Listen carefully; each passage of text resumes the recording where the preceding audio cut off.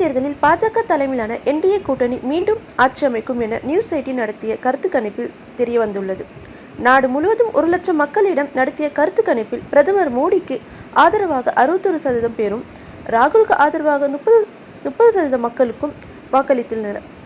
இதனிடையே இவர்கள் இருவரும் இல்லாமல் புதிய ஆட்சி வேண்டும் என 8% மக்கள் வாக்களித்துள்ள குறிப்பிடத்தக்கது. கலைஞர் மகளிர் உரிமை தொகையின் 7வது தவணை நாளை வங்கிக் கணக்கில் வரவு வைக்கப்படுகிறது. இல்லத்தரசிகள் உதவும் வகையில் தமிழக அரசு மாதந்தோறும் ரூ.1000 வழங்குகிறது. இந்த தொகை பயனாளிகளின் வங்கிக் கணக்கில் நேரடியாக வரவு வைக்கப்படுகிறது. 6 மாதங்கள் தலா 1000 என இதுவரை தமிழக அரசு சார்பில் ரூ.6000 வழங்கப்பட்டுள்ளது. இந்த நிலையில் மார்ச் மாதத்துக்கான உரிமை தொகை நாளை வரவு வைக்கப்பட உள்ளது. மேற்கு வங்க முதல்வரும் திரிணாமுல் காங்கிரஸ் கட்சி தலைவருமான மம்தா பானர்ஜியின் நெற்றி பகுதியில் பலத்த காயம் ஏற்பட்டதால் மருத்துவமனையில் அனுமதிக்கப்பட்டுள்ளனர்.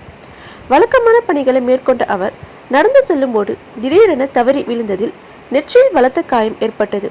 இதை அடுத்து உடனடியாக அவர் SSKM மருத்துவமனையில் அனுமதிக்கப்பட்ட நிலையில் மருத்துவர்கள் தீவிர சிகிச்சை அளித்து வருகின்றனர். அகதிகள் முகாமில் பிறந்தவர்களுக்கு குடியுரிமை கோரி விண்ணப்பித்தால் குடியுரிமை சட்டத்துக்கு உட்பட்டு பரிசீலித்து முடிவெடுக்க வேண்டும் என மத்திய அரசுக்கு சென்னை உயர்நீதிமன்றம் உத்தரவிட்டுள்ளது. இலங்கை அகதிகள் முகாமில் பிறந்தவர்களுக்கு இந்திய குடியுரிமை வழங்க கோரி ரவிக்குமார் என்பவர் தொடர்ந்து வழக்கை விசாரிக்க ஹைகோர்ட் முகாமில் இருப்பவர்கள் விவகாரங்களை குறிப்பிடாமல் மனு செய்துள்ளதாக குறிப்பிட்டது.